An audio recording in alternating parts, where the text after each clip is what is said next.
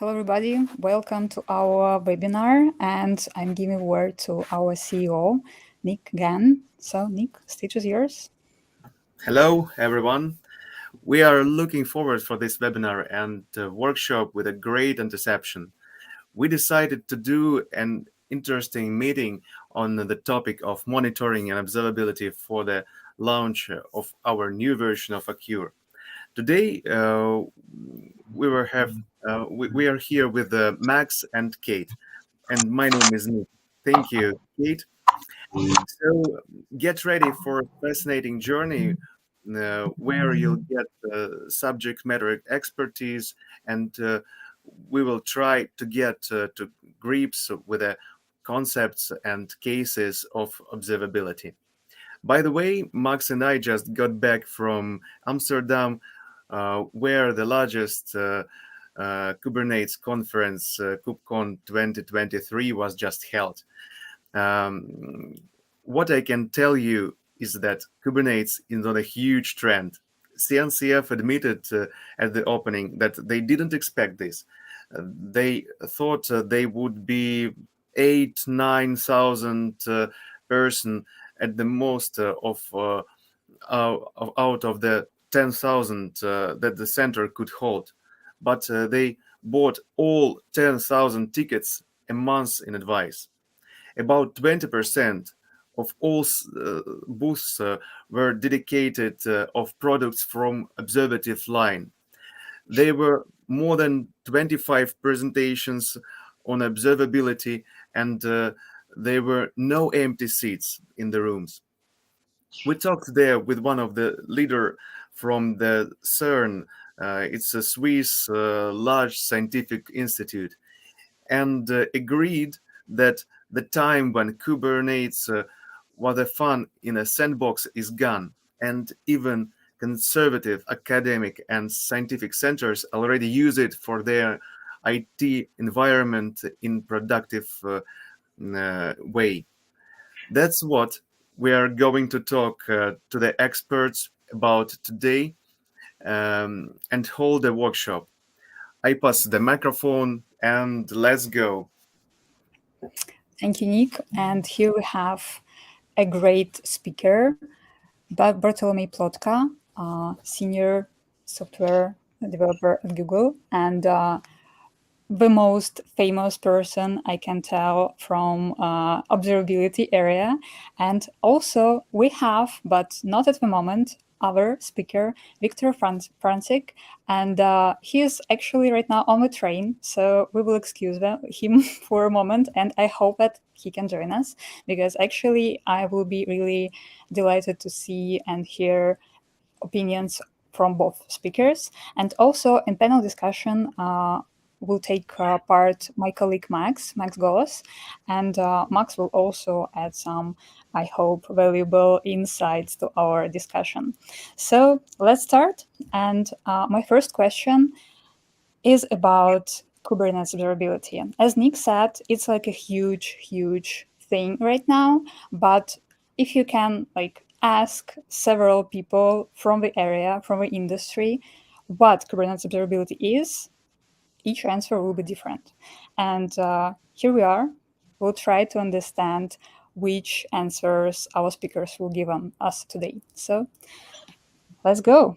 Bartek, maybe you can share your thoughts and insights on this question. Totally.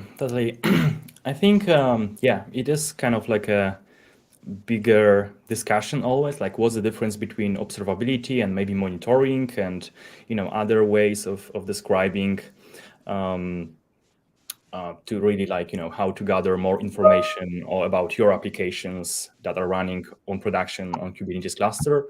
And honestly, I'm fan of, not clarifying very strict definition. We can go to definitions, and typically we can mention that monitoring is the ability to answer known questions So perhaps, especially about reliability of your application, is application up?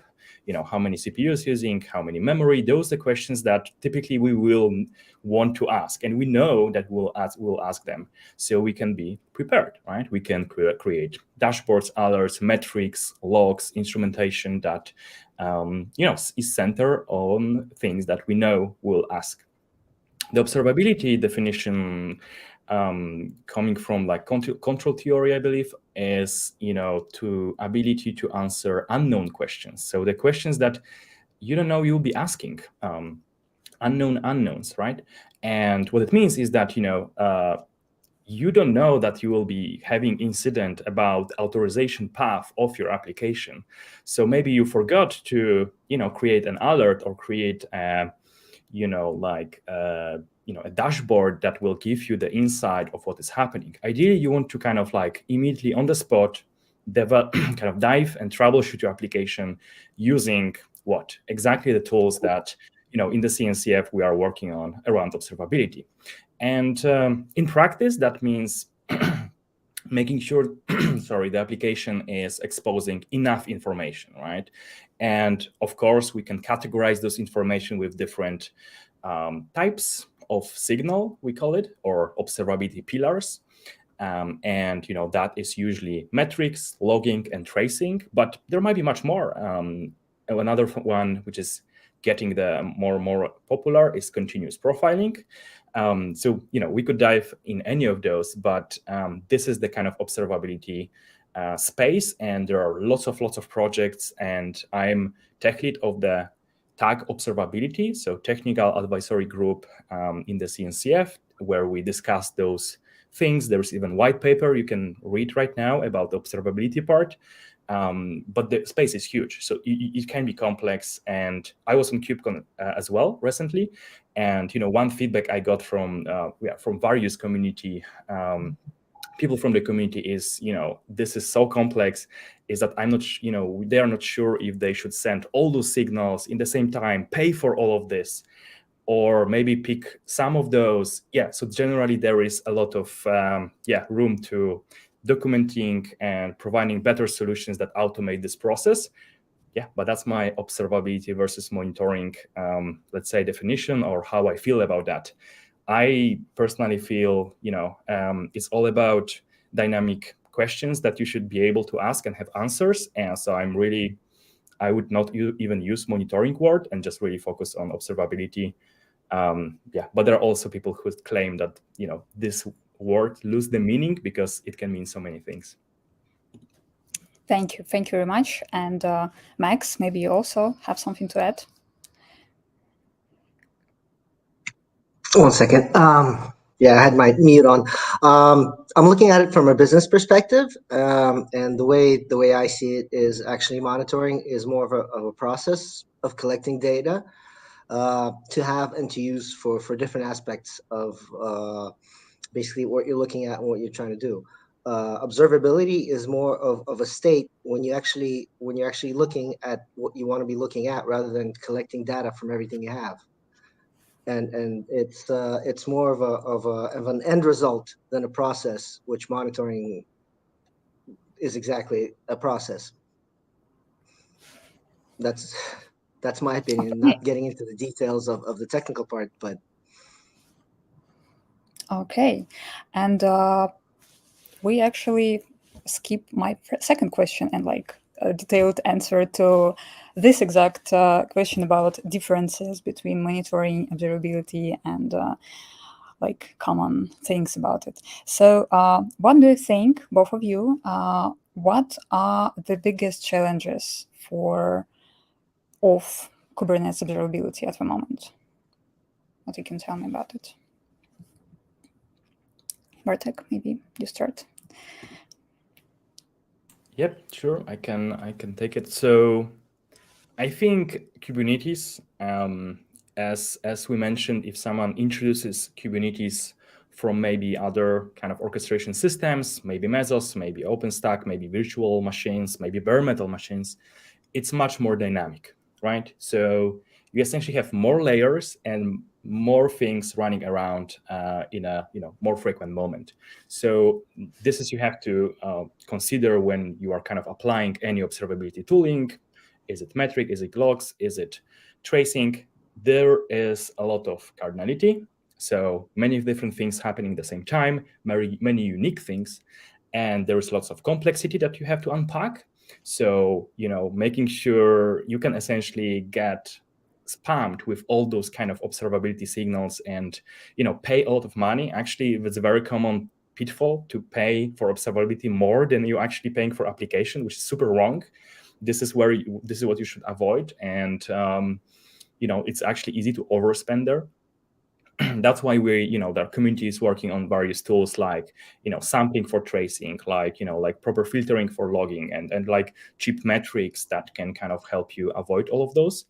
But generally, complexity is there, and so you want a lot kind of like smartly distribute this data, observability data, to really learn what is happening in your system. And because it's very frequently changing, you will need to kind of like troubleshoot a lot and kind of like visit those tools much more often, right? And yeah, those are kind of like the main challenges, I guess. The fact you have many different network layers and I don't know, like specific Kubernetes structures. Like, for example, you need to learn maybe new tools to configure your thing, including observability. There is cool pattern around operators and stuff. Yeah, so this is what is very specific to Kubernetes, I would say. Nice. Thank you very much for your answer. It's so short but detailed at the same time. Thank you very much. Max, maybe you also have some thoughts on the matter. You're on mute, sorry. Could you please unmute? Sorry about that. I wanted to start by saying that I also have the hat in the background, and I love the Lego cars setup. I did the 911 a couple of years ago myself. For me, it's difficult to say because I'm looking at it from a vendor standpoint. But what I could say is from KubeCon, what I got going around the stands and visiting the other vendors that do observability, and some mentioning that they do monitoring, it looks like a lot of them are going in very different directions in terms of what they're trying to put together and show to the customer, the end user. Looking back at virtualization, for instance, we had basically a single point of entry, mainly driven by VMware as a vendor, and everyone was building kind of the same thing, looking at the same stuff. Here, it seems that there's a lot of ways to go about it, and everyone is taking a different path, and there's no single like corporate guidance, which probably Google could be doing in terms of Kubernetes, but to me, it doesn't look as simple and directed in terms of what we're supposed to be building and looking at as it was with virtualization about 10 years ago. So here, it's going to be very interesting to see in about a year or so where these observability tracks lead to and what the kind of standard that evolves at the end of it in terms of what we should be looking into the container structure and the way it's basically orchestrated, the way the data is built up, and the points where we want to see what's going on. Can we maybe be more specific around, what kind of what is the diversification on the solutions you mean? Perhaps I'm guessing that, for example, like some solutions are favoring tracing only solution, and some are talking about metric only, or maybe there is a eBPF front and service mesh front. This is what you mean? It's a bit difficult for me to go into the technical aspects of that. Okay. The way I see it from my side is what you mentioned as well. Yeah, they do have the different ways to show you what exactly what you're trying to find. Yeah, that's metrics and traces and so forth. There's also different pathways for the solutions. For instance, the big guys, as I mentioned, VMware and Red Hat, they're coming from a previous solution that they've added something to rather than built on Kubernetes. That's what we got with legacy and virtualization about 10 years ago as well, where it was a legacy solution that had some component added to look into virtualization. It's the same way now for Kubernetes, for the big solutions. And there's a lot of stuff that's grown and built on containers. And some of the things we saw, they don't even have a user interface. They basically, show you an object that they're in contact with, and they can basically send commands to this object and get running commands back. And they also say that's observability because they kind of know which object they need to be looking at and what they want coming back from it. So I was saying more in terms of that, rather than just the specifics of the kind of metrics. Well, in terms of everything being metrics, the kind of metrics they want to show you. And also, there's no, to me, it seemed like there's no understanding from the end user which of that they want to see more. In terms of the questions we get, it doesn't look like the end user is ready as well to communicate their idea of what observability is to them, and what exactly they want to see more of looking at their containers. I agree. Yeah, essentially there are sometimes too many ways of doing the same thing, and that's might be a good thing because you have a lot of innovation in place. And again, maybe there are systems which are more likely pull-based, like Prometheus is introducing, and I'm biased because I'm maintaining Prometheus, and and that has some pros and cons. And maybe there are solutions that coming maybe from OpenCensus or maybe kind of from Java world where they're push-based in terms of metrics or maybe observability signals. So you have essentially now with OpenTelemetry and Prometheus kind of like two ways of collecting signals, collecting kind of your observability data. And that is good in some way because you have kind of many options to choose from. But there is this caveat of end users being very confused, right? I was organizing the Observability Day co-located event last week in KubeCon in Amsterdam, and we had lots of observability talks, and then we had a panel as well. And the first question was, are we not maybe overdoing things and overcomplicating things in observability? Because I have those like tracing metrics, logs, and actually more maybe types of signals, and there are so many solutions of delivering this.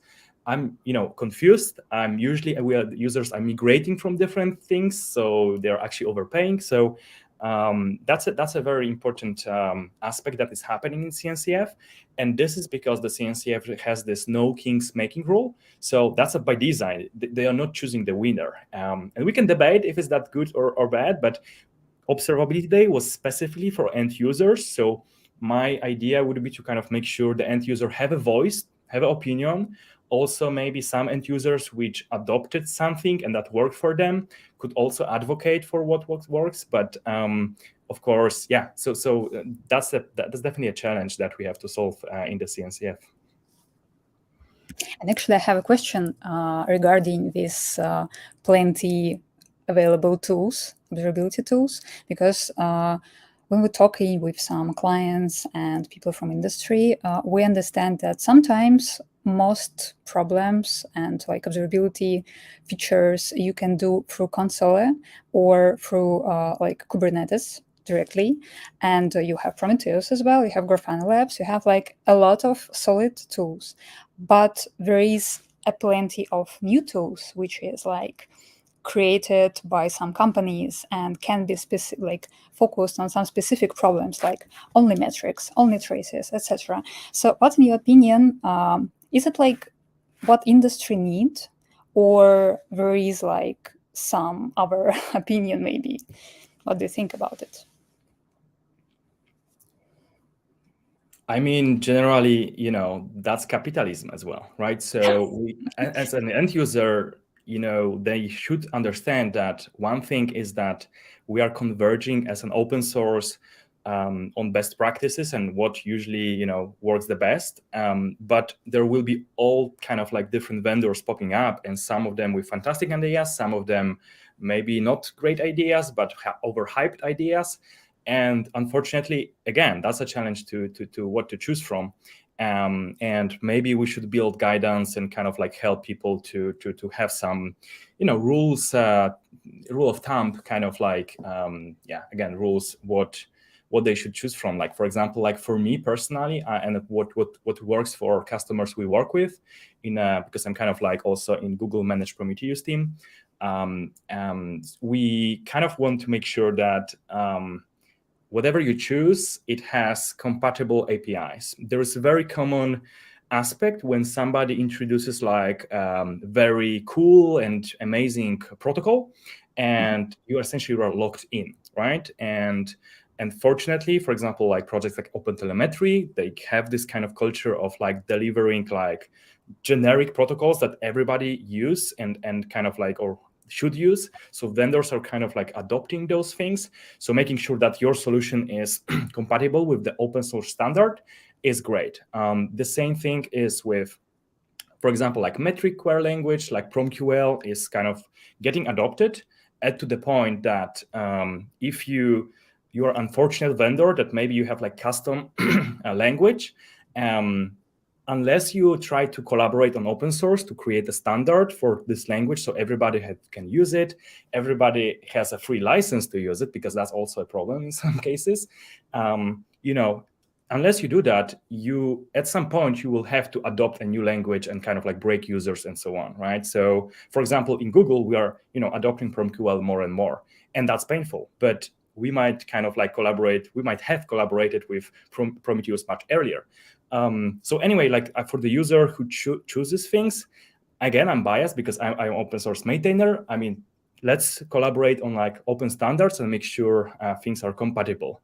Because you might have a pain later at the stage, and there are of course like maybe other kind of ideas how you should choose from. But yeah, that's a challenge, but also opportunity to choose maybe your favorite vendor, your favorite support, your cheapest solution, maybe something that is tailored for you. It's not a bad thing. Nice. Thank you very much for your answer. And Max, maybe you would like to add something? Oh, you muted again, sorry. Please.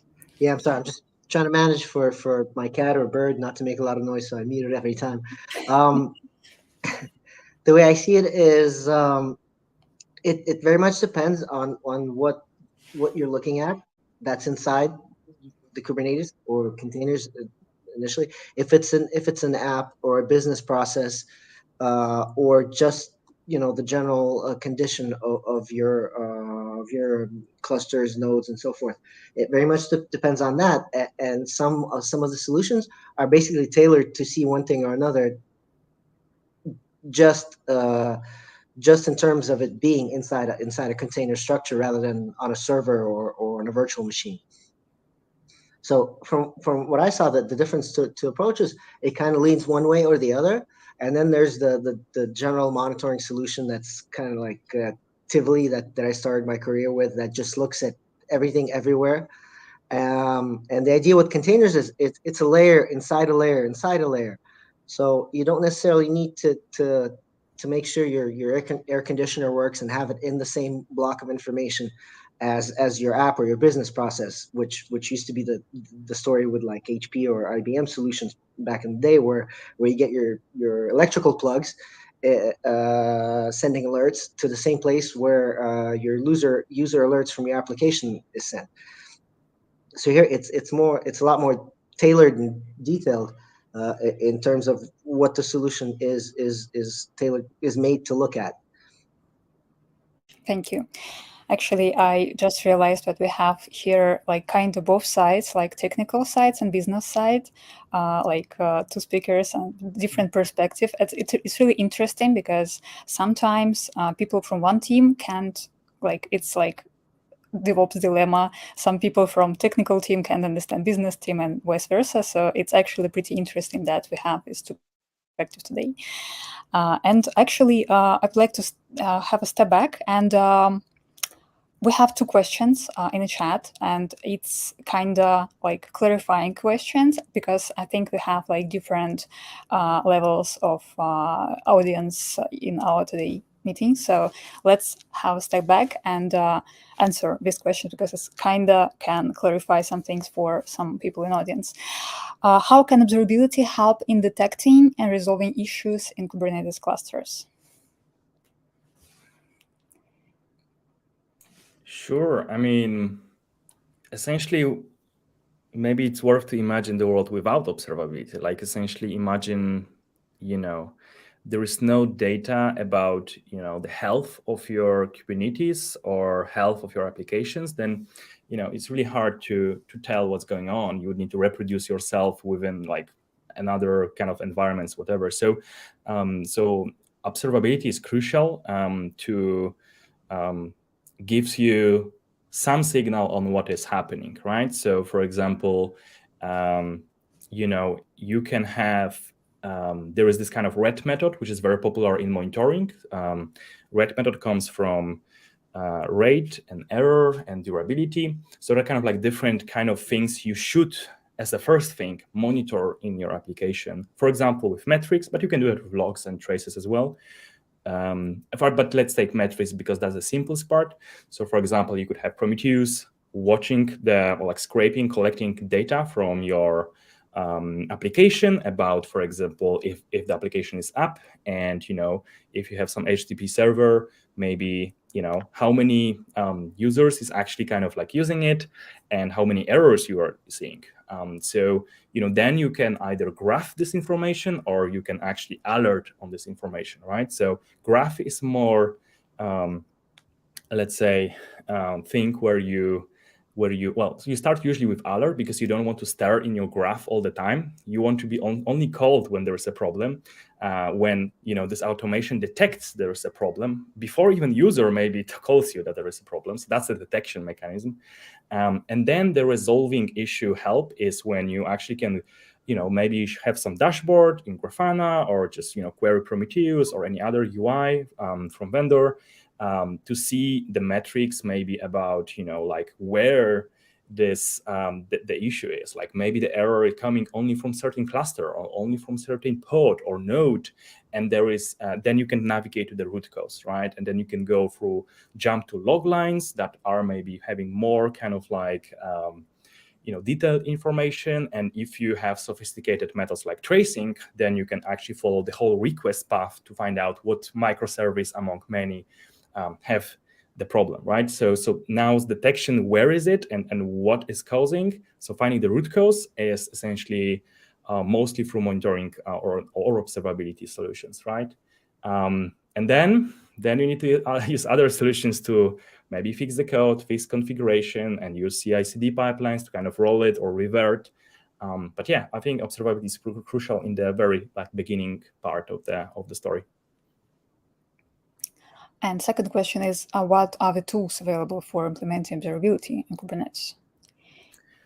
Sure. I mean, there are many, but the most popular ones are, I would say, Prometheus, which is like in the CNCF, de facto solution for gathering your metrics about Kubernetes and applications on top of Kubernetes, and also this supports alerting.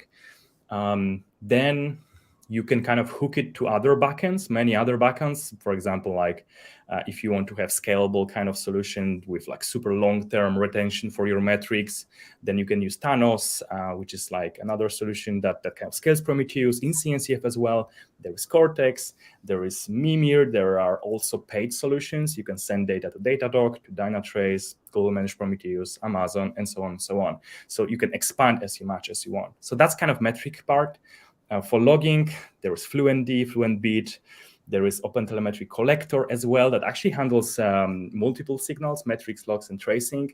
So I could probably talk 1 hour, but maybe I will give by just shouting those names, I give you maybe some kind of like starting point to search for more details on those. And the tracing part, that's also kind of mostly by OpenTelemetry Collector, but then you need some backend.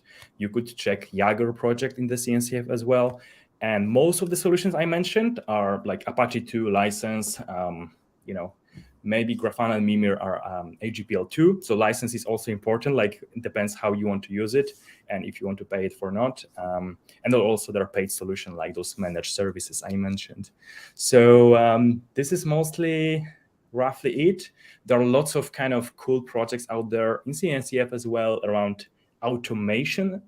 So automated instrumentation. There is Cilium, which kind of gathers a lot of observability from eBPF directly from the kernel, and it's super advanced. And like, yeah, let's see how that goes. Super complex as well.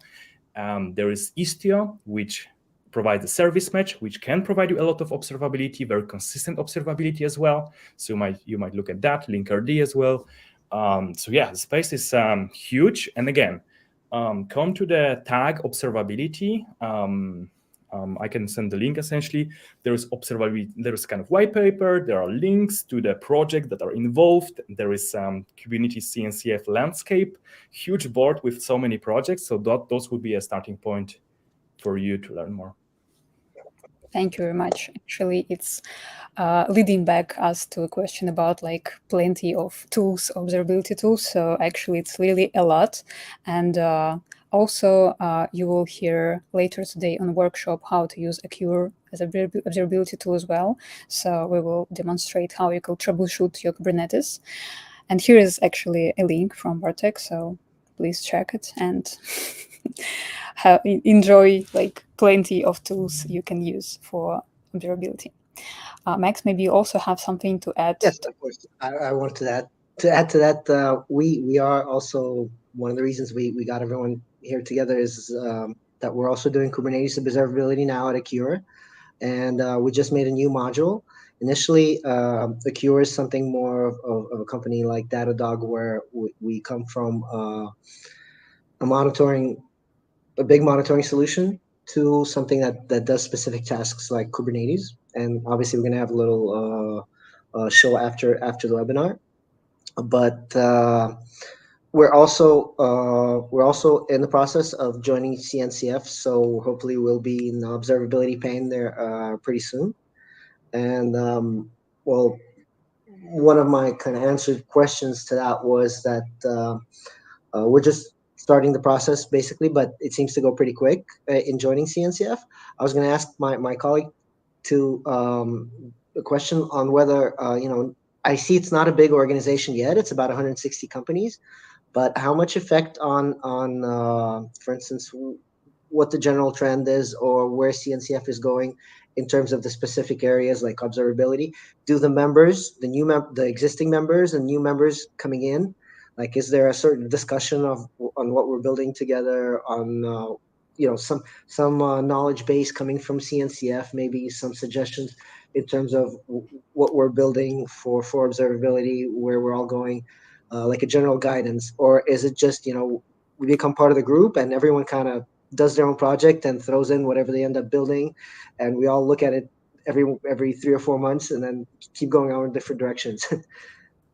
Good question. Yeah, no, it's more structured, and essentially there is like some form, some process that you have to follow to kind of like donate the project to the CNCF. Usually sandbox, which is the first level, then you have incubated and you have graduated, and then when you kind of propose, there is some kind of form and some kind of like lots of information we need to from the project around maybe health, maybe around use cases. Open governance, so making sure the license and governance is fair for everybody. And then there will be technical questions as well, like how you collaborate with other projects. Are you kind of like friendly and so on? And there might be overlap with other solutions. That's fine. That's exactly no kings making rule. So even especially if you're observability tool, we'll probably meet on a tag observability, where we would love to see the presentation from you about the project, so we can advise essentially maybe where are the collaboration points where we could improve things. But it's definitely more structured than that. Maybe question to you then, because I haven't seen the tool. What's the name exactly for what's the project? Is it open source or not yet? No, it's the solution is not open source, so we're not sharing the code. But it's the solution, the block that we have specifically for Kubernetes, it's completely free. So it's not open source in terms of you being able to build something on top of it, but it's free to use for everyone that's using Kubernetes as an observability tool. Okay, fair. Yeah. So It is part of a bigger system that's not free if you want to go past that's fine. Kubernetes. That's fine. But the Yeah. actual block for CNCF for Kubernetes is going to be completely free. Yeah, then I would please double check if this is even possible, because as far as I know, all the projects that were donated, like essentially you lose the ownership. The owner is the CNCF. So That's it's like I think fully that's in terms of open source. That's in terms of incubation. But if you just want to join CNCF as a sponsor and Right. participate Oh, in yeah. the events, you just pay the money, and it's as long as it's what Oh, totally. So generally related to now Kubernetes. we're talking about different things. I was essentially elaborating on like CNCF projects and how to donate the project, but Yes. you are essentially a sponsor or kind of like partner, and there's like lots of projects that do that. And I'm sorry, I'm not aware of the Yes. process how that works there. Correct. Because for donating a project, that seems to be like very limited to a few main technologies that are being used now for Kubernetes, and it seems to be like a quite difficult process. Obviously, having to be completely open source. Amazing. Yeah. Again, two different words. So I'm happy to learn as well about those things and how, as a company, you can participate in all of this, either from code perspective or from sponsorship or partnership. And I know so many friends who started their company like do that, and it's super profitable in a sense. Like you can be in the booth, you are kind of first. In terms of like having this information exchange, KubeCon, and all of this. So please do this. Yeah. Of course, and it seems like a very tight community rather than just a bunch of end users being brought together by a very rich vendor, as it was previously for virtualization, for instance. It seems like a lot of people are happy to be there rather than it's a participation that was made or pulled together by a big group of vendors. And actually, I have a question like regarding CNCF as well. Maybe you can highlight some benefits for like wider community, not vendors community, but like maybe actual end users. So how they can benefit from keeping an eye on CNCF activities from your perspective. Yeah, I mean, like there is so many information going on and channels. Like of course, like our center of universe is Slack of asynchronous remote work, where you can reach literally anybody from any vendor to any open source project, your favorite maintainers, and so on, and literally have direct communication with them. You can, also, of course, like visit those amazing events which are happening over the world. And KubeCon is just one thing. And of course, we have KubeCon North America, KubeCon Europe, KubeCon China these days. And but there are small meetups everywhere, and there are lots of CNCF ambassadors that organize, their meetups. I was organizing a meetup in London as well for Prometheus and observability. So. And those things are, amazing for end users to kind of chime in and learn about new things, and also like pose questions and kind of give feedback, right? Finally, we have groups specifically for certain things. There is networking, security, application workflows, and observability, where you can just join a group and they are very end user focused. For example, we are missing like this kind of observability language. So PromQL is there, like metrics is open source and so on, but we don't have a good logging and maybe tracing or like something that accesses those things in a unified kind of like query language way. So no, there is like kind of like workshop in tag observability right now that end users, we have people from eBay, from other companies who contribute and try to like come with some kind of language and kind of like fill the gaps, or maybe motivate sponsors and motivate partners and those vendors to kind of like help there. So yeah, huge space, but that would be my favorite kind of like point of contacts, right? Essentially like Slack directly to the things you want, tag observability, and of course events. There are some virtual, of course, as well for accessibility. And also mentorships. Oh, I would forget. There are cool mentorship opportunities. If you go to CNCF/mentor, if you want to contribute more, even if you are employed by somebody already that wants to maybe give a little bit of time for open source contributions, we can mentor you and essentially get you into those projects as a CNCF. Nice. Actually, it's really much, because I think sometimes people thinking that, okay, maybe it's like only KubeCon or something, or some like local events, but actually it's really a lot. So thank you very much for so detailed answer. And here is mentoring link in the chat.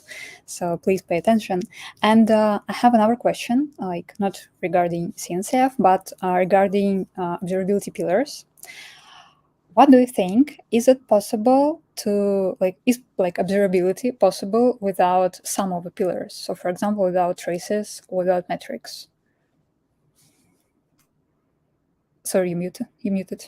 Oh, yeah, that might be a controversial question. Yeah. No, I'm joking. It's fine. Like essentially, you are welcome to choose whatever. And I came from, I don't know, I was always, I don't know, maybe had this impression that maybe some companies do that.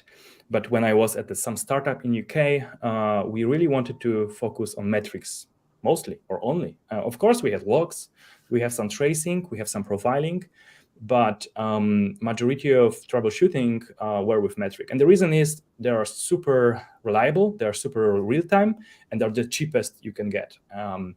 And you need to, of course, understand the trade-offs. You need to manually instrument them. There is cardinality kind of limit. So essentially, you cannot put a lot of unique informations, unique metadata in your metrics.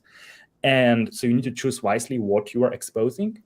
And there is this typical notion of troubleshooting statistics, in my opinion, and maybe the people I was working with, is that 90% of the time you can solve the problem just with metrics. And then for the more advanced problems, you go to the logs. And then you can solve 90% of that 10%.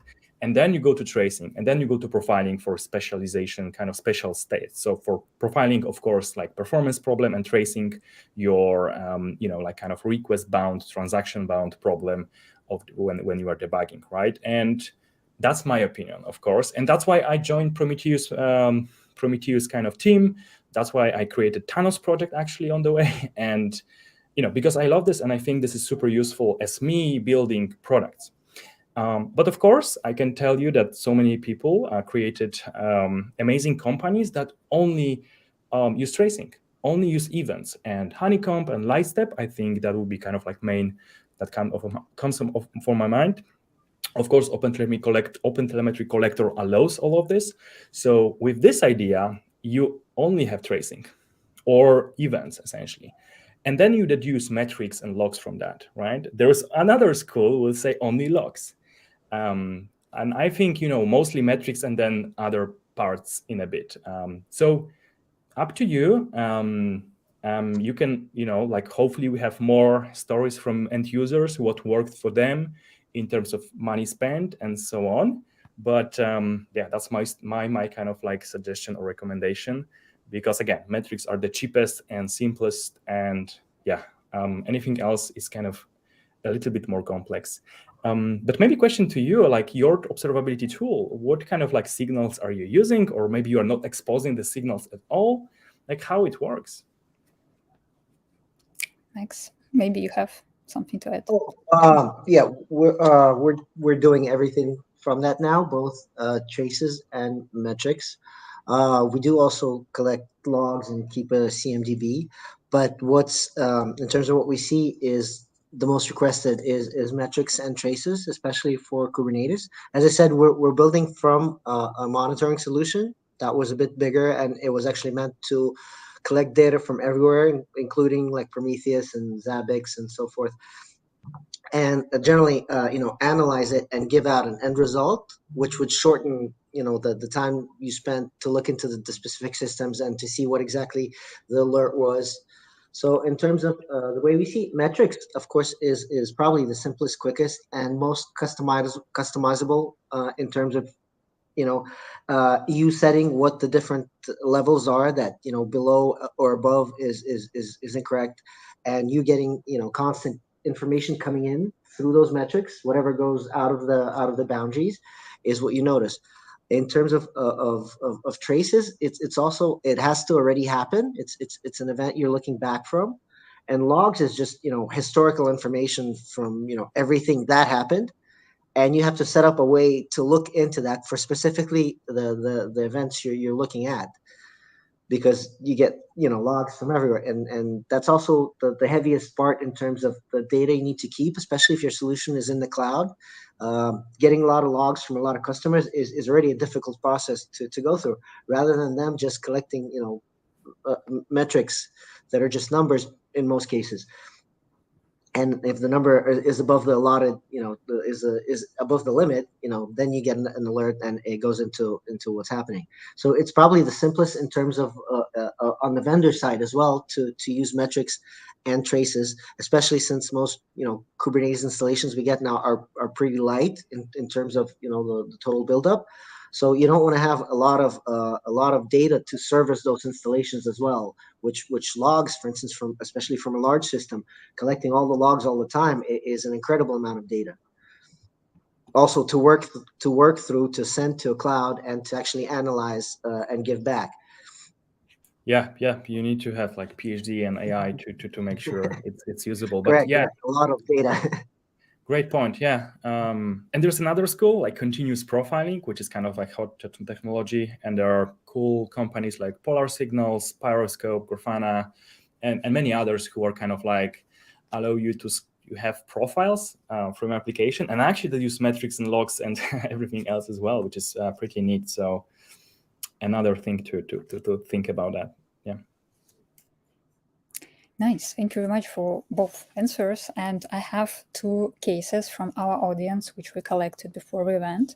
And first is from sysadmin, which asking, he's been tasked with managing large numbers of systems, and executives of the organization decided to transition to Kubernetes.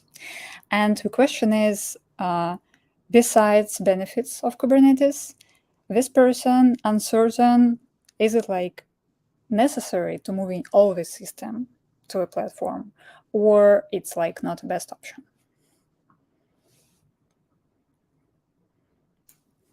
Yeah, I can try to answer.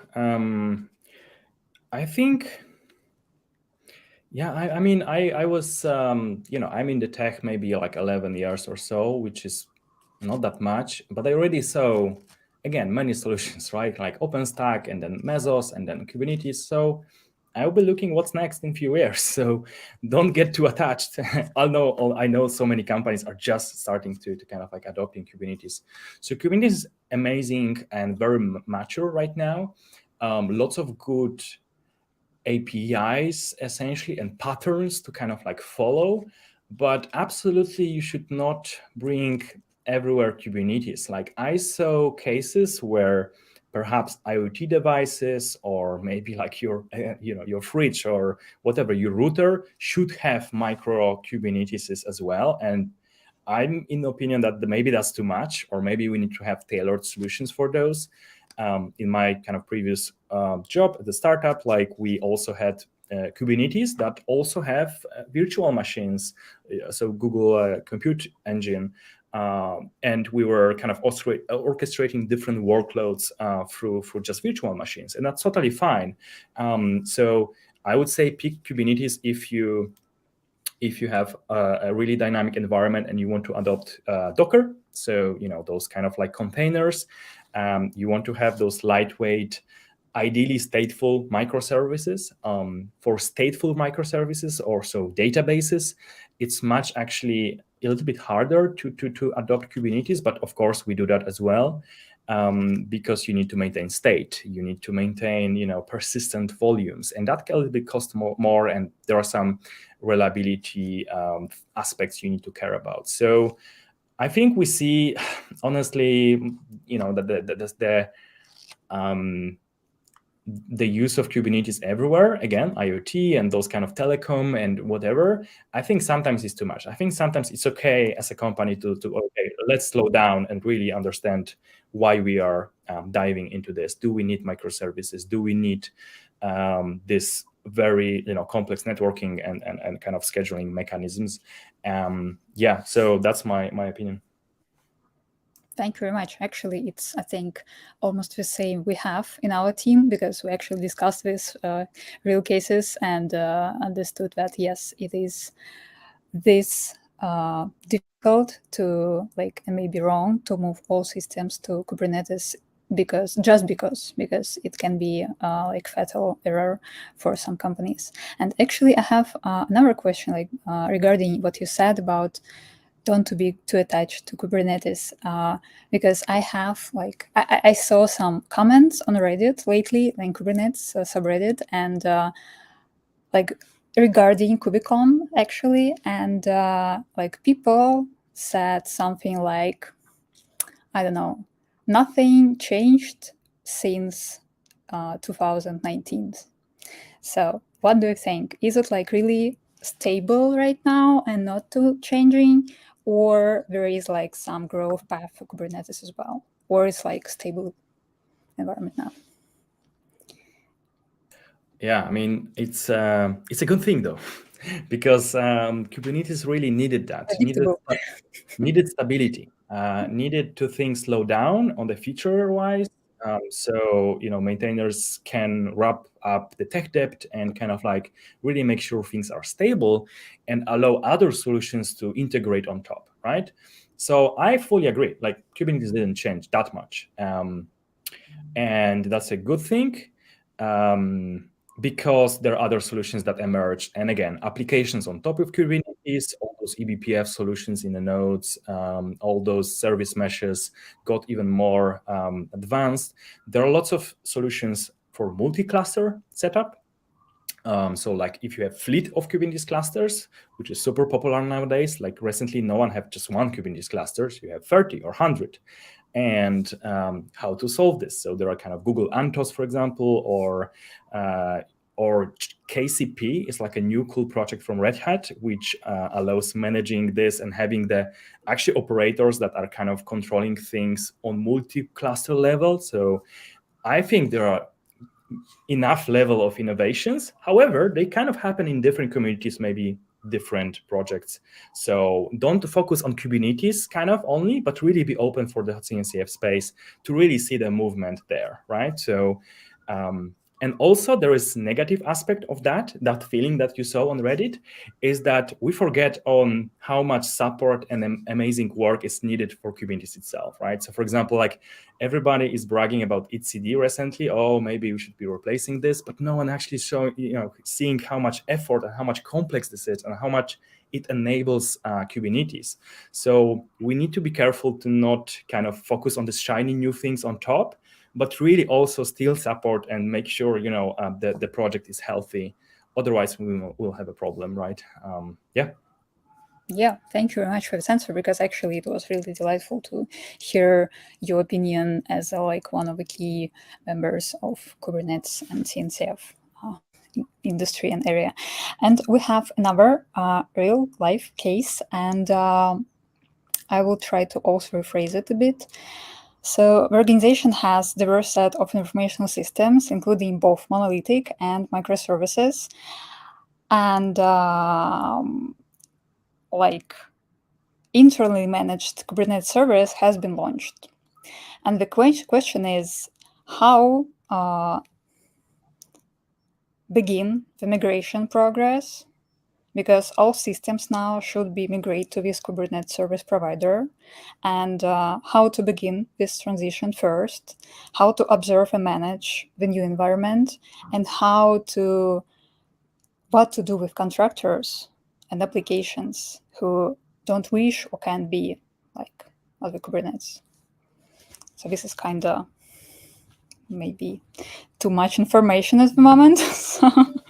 No, it's okay. It's essentially how to start the journey, right? How to migrate from maybe you're running a monolith in virtual machine and you are rarely restarting this, or when you restart you have planned downtime and whatever. It's hard. And honestly, I was lucky to join companies which already kind of started with Kubernetes in the first place. So I don't have a lot of experience there, but to me, you have to start with Docker containers first, right? Like you have to start to run in the virtual machine, but inside Docker, right? To make sure we have reproducible environment, reproducible Docker images for your services that you can run on your computer, on different environments.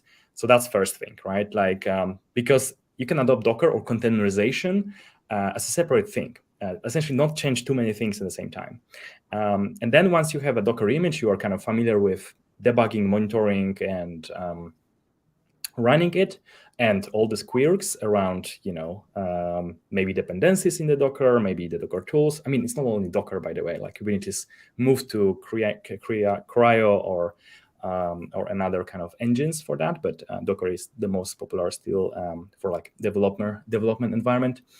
And once you have that, you can kind of start deploying on Prometheus. And that's a good question. If you should split this monolith in a microservice, I would say no. Like just try to deploy it as a one pod. It would be weird, but honestly, again, don't change too many things in the same time. I would just kind of like slowly iterate over the thing and try to turn off old traffic and not to have too many versions of the same thing. But you need to embrace this dynamicity. You need to embrace this statelessness. So anytime the pod can be restarted, migrated to different place. So I guess this is kind of the main challenge here in Kubernetes, where you need to learn new tooling and adopt different observability mindset maybe.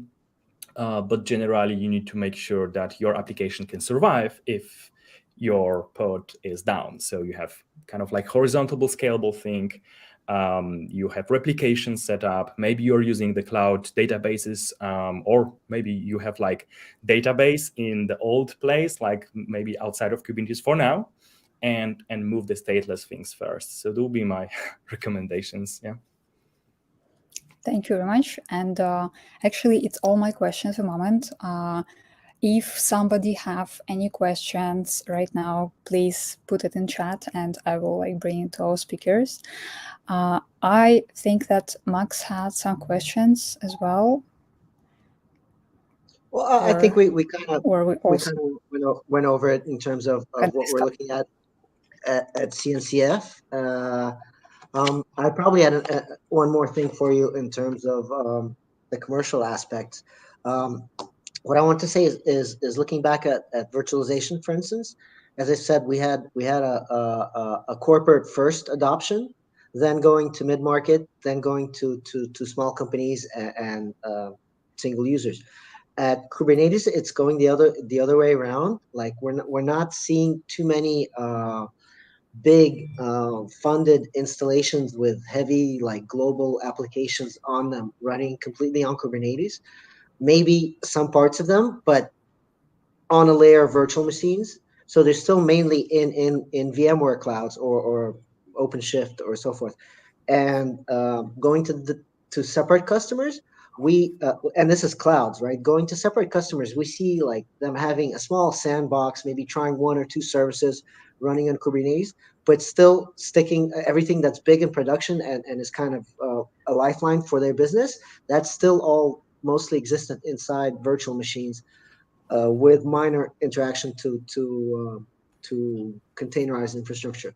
So the question out of that was, do you think that's going in some direction other than I described it?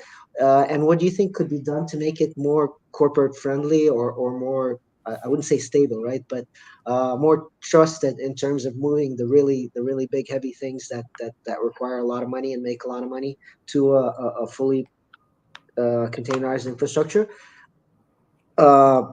letting go of Red Hat and VMware and what's like a legacy virtualization solution now. Sure. I mean, I don't want to scare anybody, but you will be still using virtual machines just with Kubernetes on top. That's one thing. That's what I'm saying as well. But essentially, you need to add more on top of it, and I feel like partially agree. Of course, and I think that's kind of like also kind of obvious that bigger enterprises they want to take a safer route, and they cannot adopt the cloud. They still have their own data centers, and they have like compliance, data compliance, and all of this. So that's why when I was working at Red Hat, we actually were moving from like Red Hat only virtual machine kind of deployments and helping customers to adopt Kubernetes with our distribution of Kubernetes called OpenShift. And we see that one of the important kind of part of it is to stay hybrid. What it means is that kind of like allow and make it very first class kind of support for running stuff in old style, and kind of like hooking the networking and make sure things are well integrated with the cloud and maybe Kubernetes, right? So that also means running both cloud and your own data centers, but that also means running Kubernetes and maybe pure OpenStack or pure kind of virtual machines. So this hybrid story, if this is more mature, that of course will help organizations to kind of like get there. But yeah, again, the stability of Kubernetes, making sure we have more user stories. I think enterprise is starting to adopt, just so much slower, because it's so much more to change. So I'm not surprised by this, but I feel, by stability, by making sure we have good user stories and these hybrid solutions, because not everybody can go to cloud, stays there, and then we are good to go. And we don't invent another thing too quickly. It seems like it's getting shorter and shorter. My general prediction was that we lived without about 12, 15 years in virtualization, different for everyone. But to me, it seems like here we're only going to be for about 5, 6, maybe 7 years. And then something new is going to come along and change the way the infrastructure is built. Sure, and maybe, I don't know, maybe there will be tools. It's just a sense. It's not a guided prediction. It's the same with AI and whatever is happening in LLM and generative AI, like those things and the tools and observability and advanced technologies also allow to change rapidly. So that's not a bad prediction. Change. We should embrace change. And on this note, we can wrap up our panel discussion. Thank you very much, both of you, it was really insightful, I think, for everybody in the audience, and it was really interesting to hear and participate in. Thank you, Bartek. Thank you, Max. And Perfect. See you next time. And we are switching to our workshop, which will be hosted by Nick Gunn. And here is Nick, and here is his presentation. And it will be a workshop, a Kubernetes troubleshooting workshop. So please don't skip it. 30 minutes of your time will be really bring you some insights how to troubleshoot your Kubernetes. Nick, stage is yours. You muted, sorry. Yeah. Hello again. As I said today, the topic of troubleshooting Kubernetes with observability tools in the big trend right now. So we decided to show the new features through real use cases simultaneously with the launch of new version of Occur. I really hope that the information from the webinar and workshop will be useful for each of you. And I would like to say at once, do not judge us too strictly. If you have any comments and suggestions, we are always open to communication. I think it will be about 30 minutes. We will take a look at a typical situation you might encounter in your work, look at ways to solve problems and the best practices. After that, we will see how to really fix problems and also see how you can get started quickly. We were recording this workshop, and it will be also available to you, so don't worry about missing anything. We looked at who registered for this webinar yesterday with Kate, and most of people here today are developers, DevOps people, support engineers, site reliability engineers, team leads, basically the people responsible in companies for supporting high loads services. They are the people who are fighting with storm of alerts, don't sleep at night, get a lot of notifications every day, and at the same time are responsible for trouble-free and continuous operation of the key informational system of organization, on what the organization makes probably not bad money. It has to be said, however, that such people are very expensive, but in addition to important intellectual work, they have to do boring routine work and process large amount of information.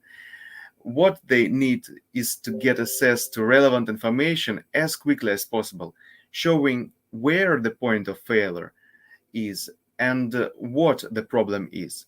Ideally, put a runbook in their hands as well. Most of time is usually spent gathering facts and manually fixing problems. We are all already experienced people, and we guess at most likely points of failure on the principle of it broke there yesterday, there's probably problem today too. A lot of time is also spent on auditing logs, pods of pods, and cloud infrastructure. We look at metrics and audit logs. All of this can be done endlessly. But can we add some kind of troubleshooting technique to it? Yeah. Let's add observability events to this whole picture. Something is broken, there is always a digital trail: logs, metrics, log events, changes, etc.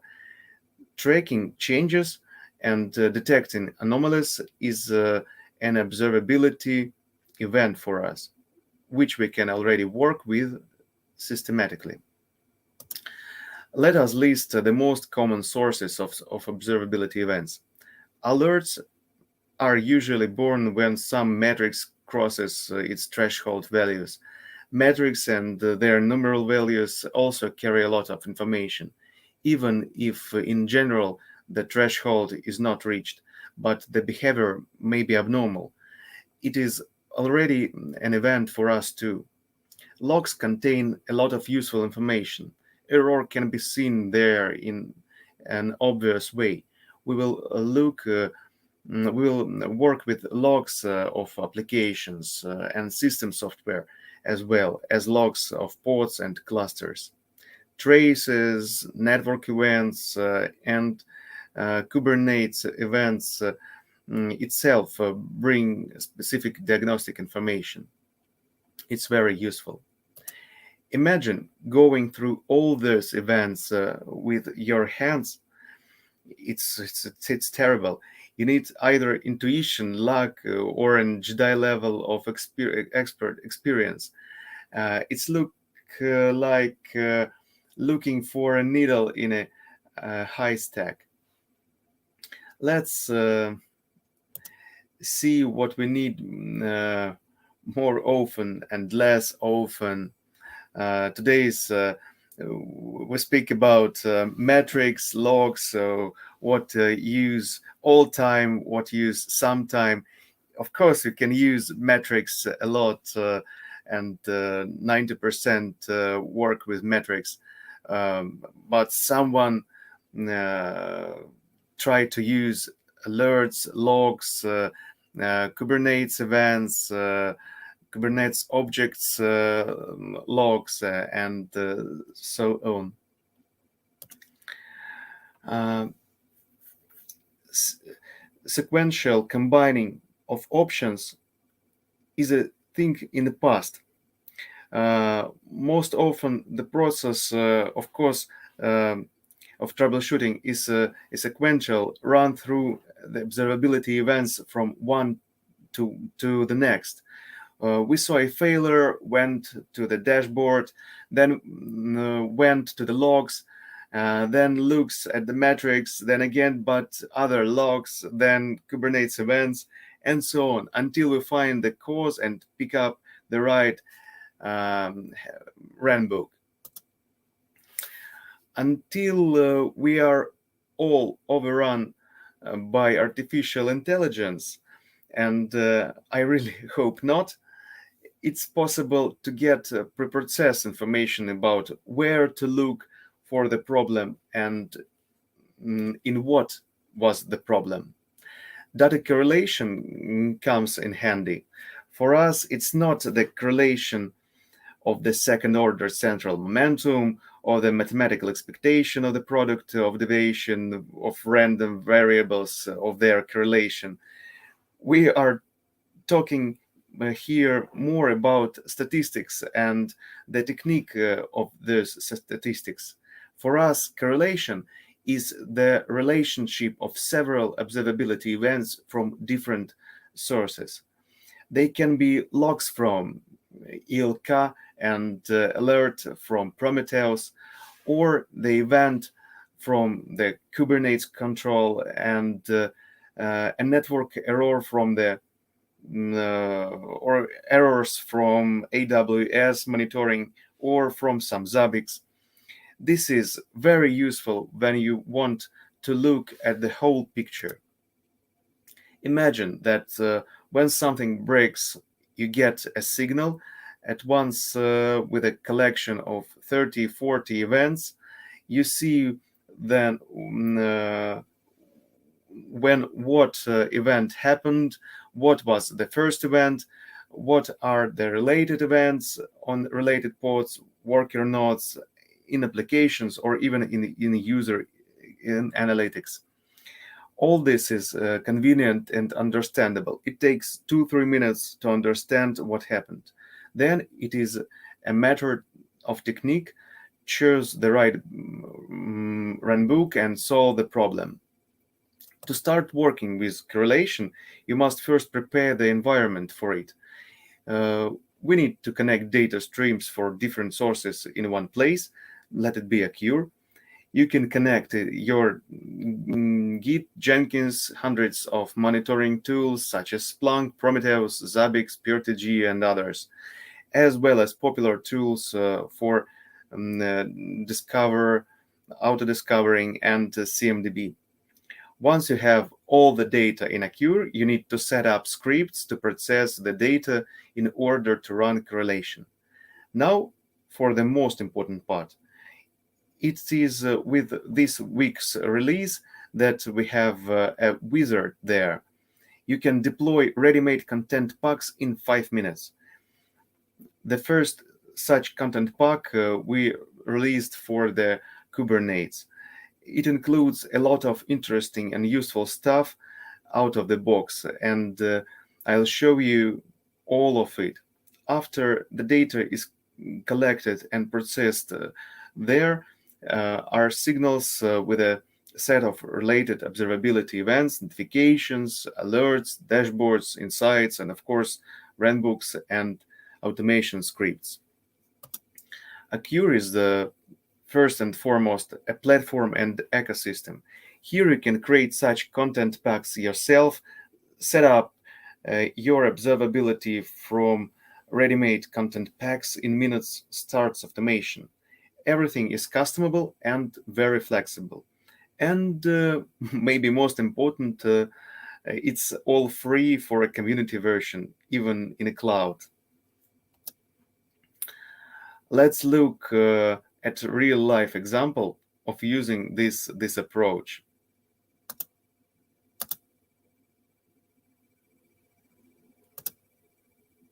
I will show it on the video.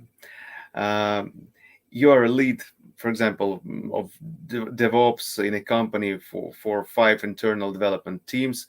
You work both with your own team and with 2 external teams of contractors with their own specific of software delivery.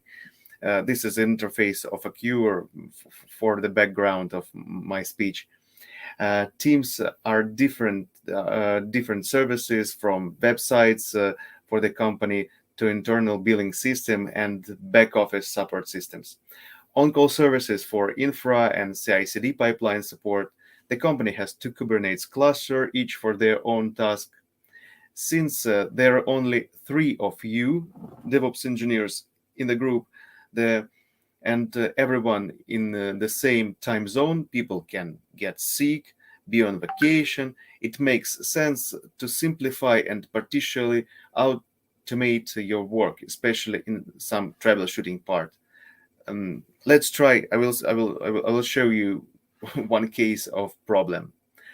Telephone may ring, and what is it? Is it customer? Thanks God, not. It will be an alert from a queue.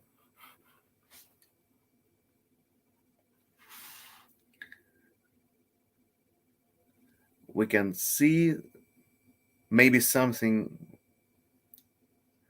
will broke. Yeah, you can see yellow and green points. We see that some objects have degraded. In general, there are few, so this is particularly degradation. If the objects have changed color on the map, it means that there are active open signals attached to the objects, which tell us about some problems. You can see the problems. This is a health screen. Let's switch to signal screen and to see what problems is with them. We see problems with catalog DB service group. Yes. Among the affected entities, we see pods, replicas, and deployments. Since several services are down, let's first test the hypothesis cloud infrastructure problem be the cause. No, the cloud infrastructure, everything is okay. We can see all here in one interface. Okay, let's go in another position. We can see the thresholds of metrics. They are always, not always in this situation, they are okay. We don't have any problems in metrics. Every metrics is okay. So let's go to problematic configurational items. Yeah, we have some problems. The problems not with the metrics, not with the traces or some else. The problems may be with some logs. We can see the problems with the catalog DB.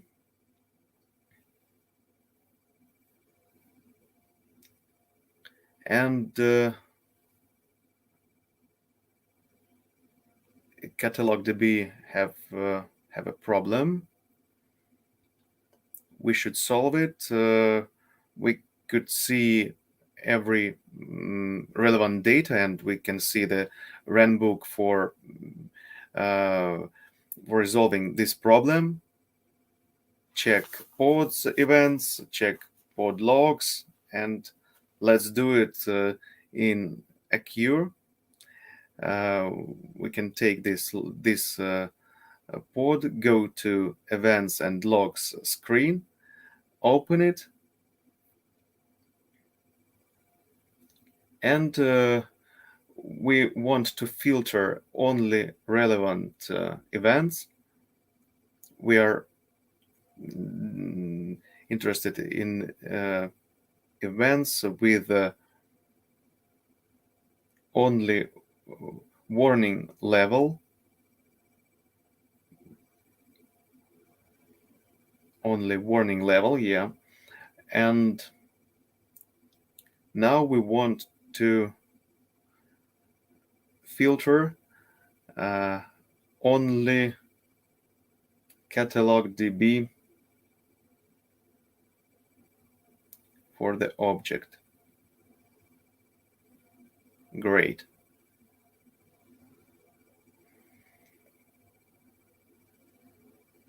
Now we can go to the view and see what is the problem.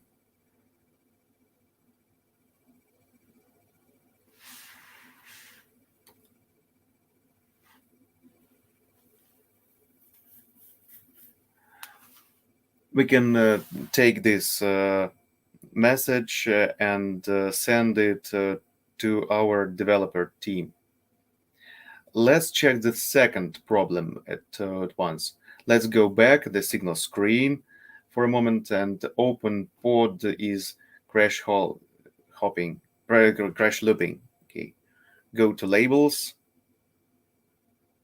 get the information about this object, and go to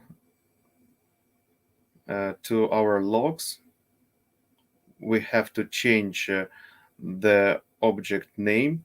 This will be catalog, and go next. We can see problems. This is back off restarting failure containers. It tried to connect several times, and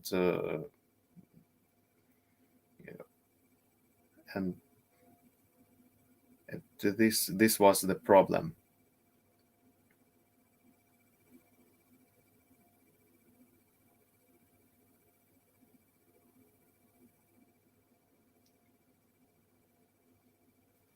Okay.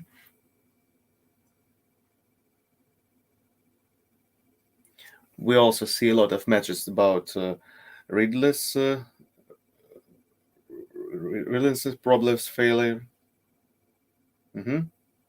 Switch to another event stream, which is configured to receive container logs. It also here.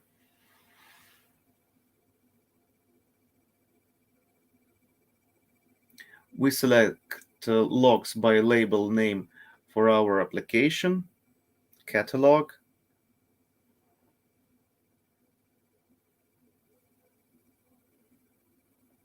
Also switch in tabular view for convenience, and display the column with a log output for our convenience. Yeah. We see two problems here: unable to connect to database, and the second problem with a port. Now we can see this first problem. We send those errors to the development team of the corresponding service for further investigation and determination and resolving. And we have a call from our development team. They said us thanks a lot for the investigation and for the problems. Thanks a lot that we don't need to do your work of operation team. Now we should wait when all services be repaired, and in several seconds I think we see that these signals will disappear. This will mean that the problems disappear and everything will be okay. Now it's not okay. We see here the health of configurational items. It's on the left on the screen, and the signals for this number of configurational items. Wow. We see that configurational items now is green and signals disappear. We can see them if we check the closed status of the signals, and we can see the history of problems. Now we go to work loader, and we see that everything is okay. Everything is green. No signals here. No problems, but problems we can see it here. Now we can use this information for knowledge base, for reporting, for SLI reporting, and it's very useful for history. Okay, congratulations. Now we did it. Let's go further. By the way, Acure is not only about monitoring and observability of Kubernetes, it's a full-fledged observability platform loaded with IOPS. We will be very glad if you try all features, and it will be useful for you, I guess. Please don't hesitate to give us your feedback. It's very important for us now. Now let's look how quickly you can get started with Acure. Let's install and configure the Kubernetes Observability content pack. Let's start at the beginning. Go to Acure.io and create your first user space. You will see a general demo space as well. Your space is created in a couple clicks. You can create many spaces for different teams or for different tasks. Here you can see the SIMDB filter. For the first time you run it, you have to close it and go to the other partitions. The space is created empty with a basic set of settings. By default, each is pre-configured work group, a small set of configuration item types, and so on. Let's create new work group here for the first configuration of this Kubernetes package for observability. In the latest release, we have developed a content pack mechanism. Soon, every user will be able to release their own scripts for automation, even processing or logging, or share them with the community. We want to build a convenient and comfortable ecosystem based on Acure to support applications and not only Kubernetes. We went to Kubernetes topology and metrics content pack. Here we see the description of it.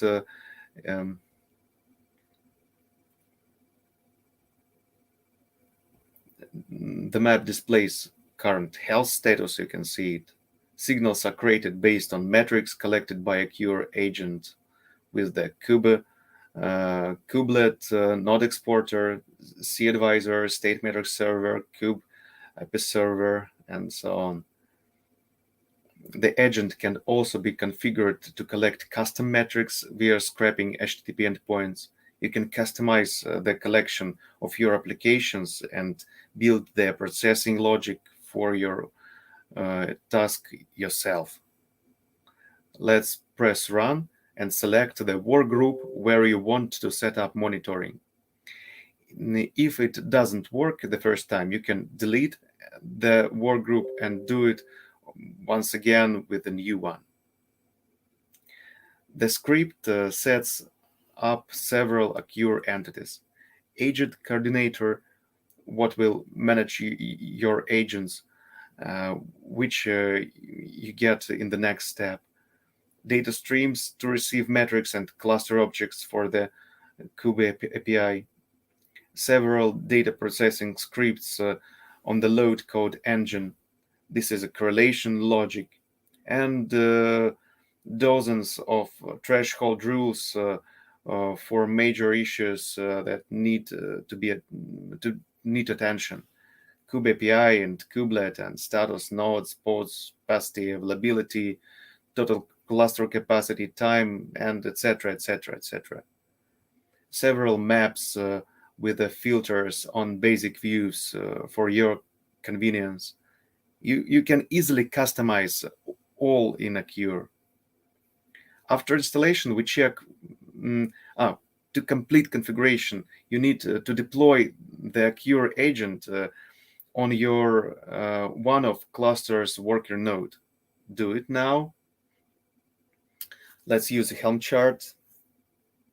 Make sure that the cluster has deployed the necessary exporters and pay attention to the namespaces where they are deployed. After installation, we check for a connection between the agent and coordinator. This is okay. All task is okay. Make sure the spaces for exporters, metrics exporters is okay. Yes, the threshold manager, all is okay. Automation scripts are working. Yes, it's blue now. It's okay. Here you can customize your scripts or our scripts. I don't know. And this is pre-configured filters. We can see the problems. We can see the topology. We can see from the beginning, you can see the observability of your cluster. This is very important. This is very useful. You can see everything you need. That's is to summarize. First of all, you need to run content pack in a content wizard. Select only one work group,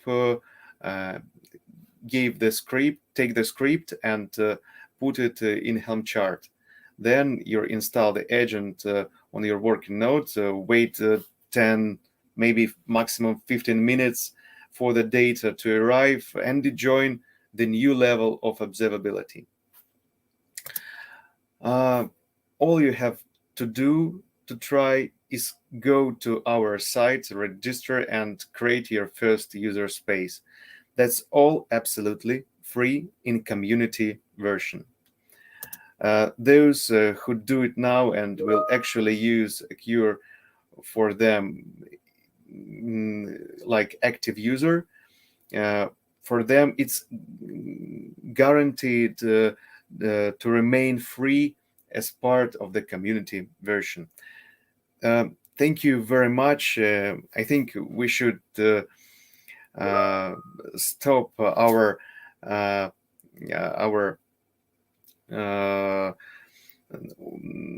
webinar and our workshop. If you have any questions, please write us. You can do it simply via our community connections. And Kate, please. Yes. Thank you very much, Nick. Thank you for your workshop, for such a detailed demo of a system. And you're right. Everybody can write us via email support acure.io. So here in the chat, you can find the link to starting your journey with Acure. And if you have any questions, don't hesitate to ask, and our team will be happy to help. Thank you very much, everybody, for joining us. And for people who will rewatch this webinar, please don't hesitate to contact us, because we really would like to help you start your journey and get your results as much as possible. Thank you very much, Nick, and see you later, everybody. See you later. Thank you. Goodbye. Bye.